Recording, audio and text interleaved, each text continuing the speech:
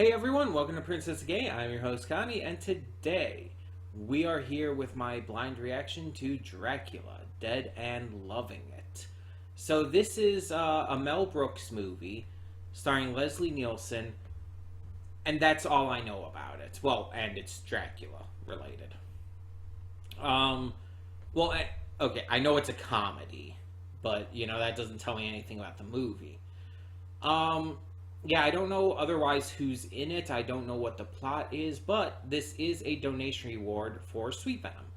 So thank you as always, Sweet Venom, for donating.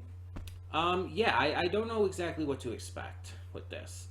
Um, Mel Brooks movies for me are very hit and miss. Some of them are really good, some of them not so much. And some of them are good but haven't aged as well. Let's be honest. Um, it's kind of a mixed bag, and I don't know what exactly I'm going to get with this. Uh, but I do tend to like Dracula stuff.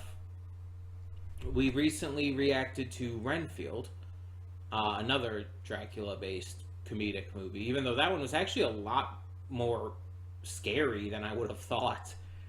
Um, really good movie though. It sucks that it didn't do too well in the box office, but hey, what can you do? Doesn't stop it from being a good movie. Um, but yeah, this is an older movie. I don't know exactly when this came out, but I know a lot of people like it. I don't know, again, pretty much anything about it. I don't think I've even seen clips from it. I've seen the box art, which I think just basically shows Leslie Nielsen as Dracula. Not much to go off of there, but I also don't know how, like, lore heavy this is going to be, like how much it's going to delve into Dracula based lore. Um, I don't know.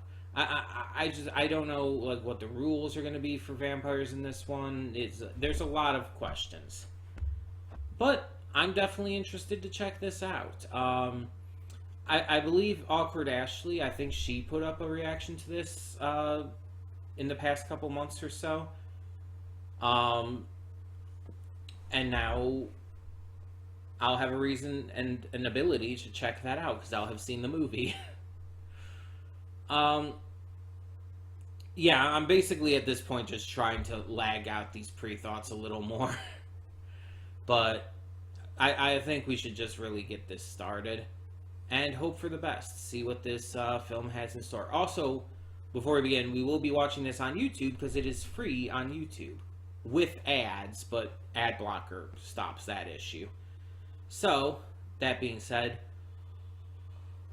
let's just get this going. When the screen fades to black, pause this redirect and go to the description below. Follow the link to the reaction, and after you watch it, come back here to the redirect and resume play. Because after it fades to black and then fades back in, everything from that point forward will be my afterthoughts and will contain spoilers to the movie. So, that being said, thank you so much for tuning in, and I'll see you at the reaction. And we are back, and we'll begin with spoilers in 3, 2, 1, now. So, just like Renfield, this was, I wouldn't say more serious than I expected, but it was, let me explain. So when I watched and reacted to Renfield, I went into this like thinking, oh, this is a comedy and everything, but it was actually a lot more intense and scary and like legit a vampire movie than I expected. It very much had comedy as a notable aspect of it, but it didn't sacrifice being a Dracula movie as well. And now going into this is a Mel Brooks film, so my instant thought is this is going to be goofy and satirical, have a lot of parody, a lot of jokes, a lot of ridiculousness, and it did. But like with Renfield, it didn't sacrifice being a Dracula movie. despite all of the goofy jokes and everything, which were in here, this was, I would say this is one of Mel Brooks' more serious films, and one that is actually legitimately trying to be a Dracula film just as much as a comedy. It doesn't feel like just a parody or anything like a lot of his films. Example. Spaceballs. If you've seen Spaceballs or Robin Hood Men in Tights or movies like that, those are almost entirely satirical. Spaceballs is not trying to be an actual sci-fi epic. It's just making fun of Star Wars, among a couple other things here and there. Robin Hood Men in Tights, not trying to be like an actual Robin Hood film. It's just a satire of that kind of thing. Movies like this, especially with Mel Brooks, often focus on the satire. This one was pretty even, I feel. Like, again, yes, there was a lot of funny stuff. There was a lot of goofy jokes, a lot of ridiculousness. Like when Dracula's trying to control Mina and he's accidentally controlling Bessie at the same time and having trouble getting his controls right, as I put it. Or like when he's hiding on the ceiling and then Dr. Seward slams the door and he falls. It's like stuff like that. It's very goofy, very silly. Obviously, there's a lot with Renfield in this that was very silly too, like with him eating the bugs while he's supposed to be hanging out with and meeting with Dr. Seward, and he's trying to hide the fact that he's eating the bugs very poorly. Again, a lot of good humor in this, a lot of funny moments, even jokes that I don't know why they were as funny to me as they were, like the Italian line. With Nosferatu, it's like, I don't know why that was so funny to me, but it was. Obviously, like with the blood and gore and sexuality, it was made to be satirical, it was made to be over the top. They made jokes out of a lot of it, of course, but there were some moments in here that felt like just a regular Dracula film. They got a lot of the lore and everything right. They got the characters down pretty well. Like Leslie Nielsen as Dracula, I honestly thought he was going to be sillier. But no, he actually felt like a pretty standardly fair Dracula. With a little bit of comedic timing and everything to his jokes and all. But he was actually a lot more serious of a Dracula than I expected. Dr. Seward was great. Even Mel Brooks himself as Van Helsing was actually really good. Again, goofy jokes spread throughout, but still keeping a good tone to it that allows it to still feel like a true vampire movie. I was genuinely impressed with this. With how it blended the serious and the comedic aspects. All the actors, I think, did a good job for what they were trying to be. Obviously, you have the likes of Jonathan Harker and Renfield, who are supposed to be like the idiots. They're the dummy-dums who often make mistakes and are brought into ridiculous situations because of their stupidity. You have Dr. Seward and Professor Van Helsing, who are the very intelligent ones. Operating a lot of times on logic, sometimes to a little bit of a detriment, with Dr. Seward not necessarily believing Van Helsing's vampire theory at first. You have the likes of the girls in this who are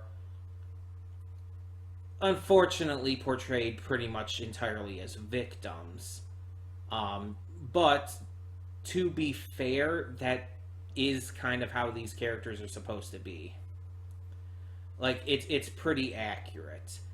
But, like, they're not just victims. They are shown to be smart and kind, and they have character to them.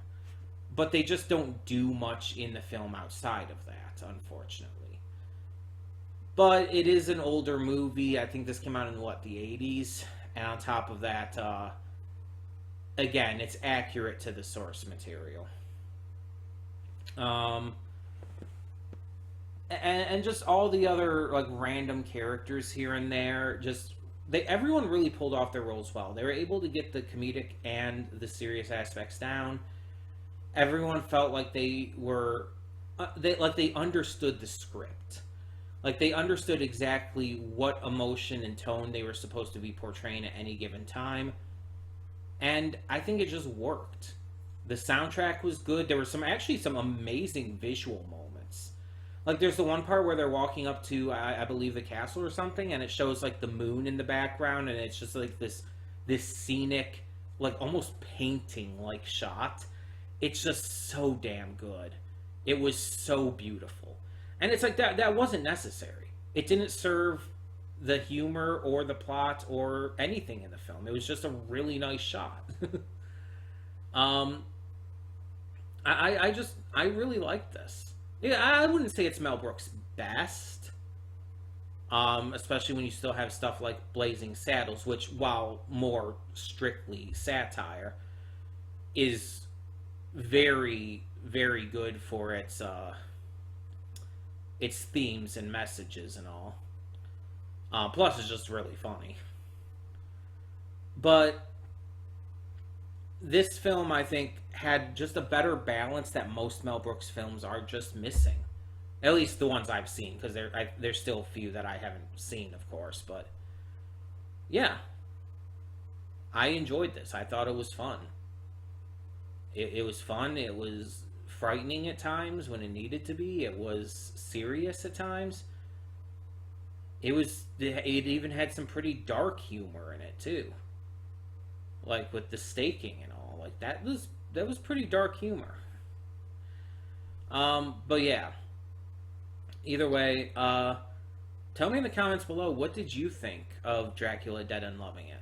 With a title like that as well, I thought it was going to be goofier, but again, I'm just surprised it was pretty balanced in that. But let me know your thoughts down below, and for now, I'm Connie, and I'm signing off. See y'all next time.